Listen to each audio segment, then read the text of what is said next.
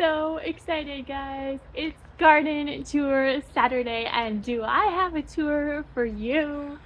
This has been the most epic week of landscaping and gardening endeavors. And let's get started. I am so excited to share all of the developments. This week was the most epic week for mulching. We did a ton of mulching, me, my mom, and my dad. 23 bags of medium dark mulch from Home Depot. I am really starting to feel like a macho woman. I cannot believe the amount of weight I have lifted in the last week. It is pretty incredible. If you don't want a gym membership, just take up gardening. That's all you need to do. You'll be fit pretty soon. Wood-based, not rubber-based, and a couple or more yards of beautiful, finely ground mulch. I'm going to insert some clips of my experience with that particular mulch. Oh my god, that was from a local landscaping supply company. I am in awe of that mulch, and you will see why when you watch. Let's take a look at the results of mulching. This is my back corner, which I'm calling the flower garden. It looks like the wind has picked up and blown some of my cardboard around. But check it out, looks quite different than it did when you last saw it. It is just so tidy and so beautiful. There are so many plants in here. We're not going to go through all the plants today, but I just have to give you kind of an overview of the picture. I am so excited about how it turned out. You guys, I just discovered the best aphrodisiac on the market, and you cannot buy this in the store. Oh my god.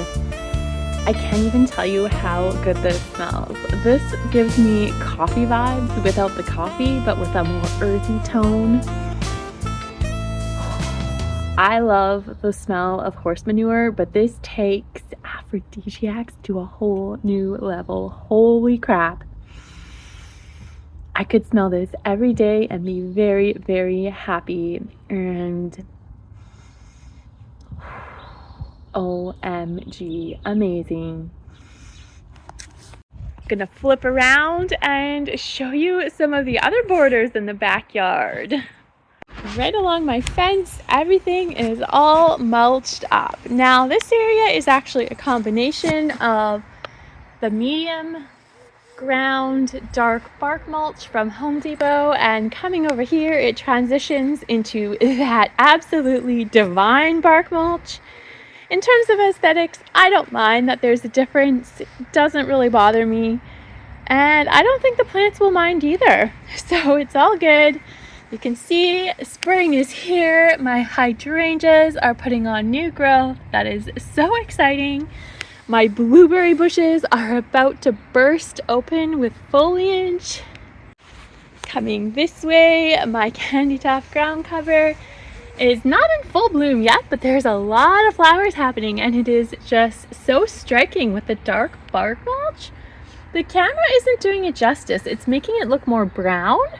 But in reality, it actually looks a lot darker, and the contrast is pretty darn spectacular. And if we journey up this way, this is my line of propagations. These are all from my parents' garden, and the colors are so striking. And as the plants mature, these were all things that I'm growing from cuttings. The color is going to just be so lovely. Coming this way, you can see I really need to do something with this grass sooner than later. It's getting way out of control. I think this is going to look beautiful with the ivy hanging over the fence once it is maintained better. That's a project in the very near future. But for now, it is a little tall and wild, and it definitely needs TLC. Next, we are journeying into the area of the garden that I am creating as a cat-friendly rock garden. There have been a ton of developments out there, so let's check it out. Right around the corner here is the area that's going to be transformed very soon into a cat-friendly rock garden, and you can probably see already it looks much different than the last tour. This area has all been freshly mulched, and there is a little bit of decor and design happening here. And this is all with cats in mind. So we have lots of little wood pieces mixed with flat stones that lead to a beach log that I collected on a local beach. I got lots of comments on Facebook about things cats like. I'll insert a few comments now so you can see where my ideas are stemming from. And I think it's going to be a great sensory experience that I'm creating here.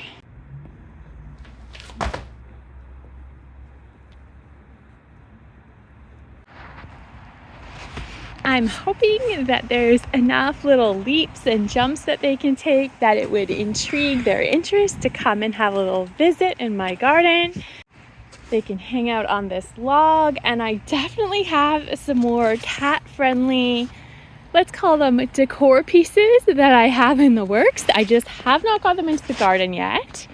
But what do you think so far? Give me more suggestions. I have probably well over 100 now from Facebook, but always open to more suggestions. This is just the beginning. There is so much more to come. And over here, this is the beginning too. Now I'm not sure how this is going to incorporate into the cat design, but I have love in this garden. I have a heart-shaped rock here and one over here.